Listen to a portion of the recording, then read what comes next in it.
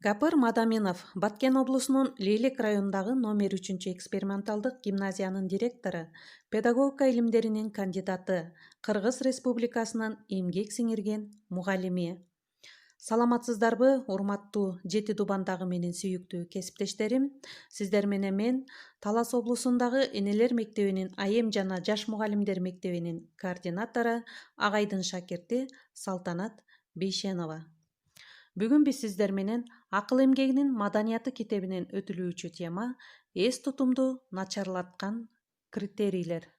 Эс тутумду начарлаткан критерийлерге кайсылар кирет? Көңүл бурабыз. Уйку нормасынын бузулушу. Ашыкча да, аз да уктабаңыз.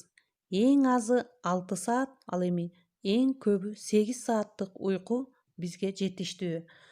Ошондой эле туура эмес тамактануу. Көрүнгөн нерсени жей бербеңиз. Көбүнчө жашылча, жемиштерди жегенге аракет кылыңыз. Тамактануунун пирамидасы. Сүт азыктары, жашылчалар, таттуулар, эт, балык, жумуртка, куш эти, жемиштер, дан, күрүч жана макарон. Булар дагы ден соолукка өтө пайдалуу. Адамдын эс тутумун начарлаткан дагы спирт ичимдиктери, тамеки жана башкалар булар эске тутууну начарлатат.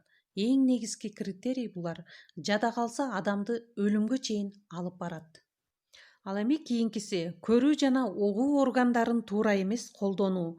Биз кээ бир учурда дагы мына баардыгыбыз чоң эле адамдар дагы ушул жеринен көп адашабыз. Көрүү жана угуу органдарын биз өзүбүз туура эмес колдонуп алабыз. Кандай гана сайт, китеп, телевизор, кино, радио, музыка болбосун, биз алардын пайдалуусун жана эң маанилүүсүн гана тандашыбыз зарыл.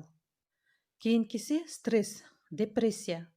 Эгерде депрессияга кабылсаңыз да, батыраак арылууга аракет жасаңыз. Жүрөккө, ой жүгүртүүгө, психологияга өтө зыян келээрин унутпаңыз. Кийинкиси монотондуулук. Бул окшош күндөр, күндө бир эле нерсени жасоо дегенди түшүндүрөт. Күндөрүңүздү ар түрдүү өткөрүңүз. Бир күнү бирге иштегендер менен, бир күндү досторуңуз менен, дагы бир күндү тууган туушкандар менен өткөрүңүз. Оң колуңуз менен жазып жүрсөңүз, сол колуңуз менен жазып машыгыңыз. Бул мээге көнүгүү болот. Демек биз бүгүнкү сабакта эске тутуунун начарланкан критерийлер жөнүндө маалымат ала алдык. Уйку нормасынын бузулушу, ошондой эле туура эмес тамактануу, спирт ичимдиктери, тамеки адам баласына канчалык коркунучтуу жана өлүмгө чейин алып бараарын билдик. Көрүү жана угуу органдарын туура эмес колдонушун дагы билдик. Эгерде адам баласы стресске, депрессияга туш келип калса дагы, андан батыраак арылууга аракет кылышыбыз керек экен.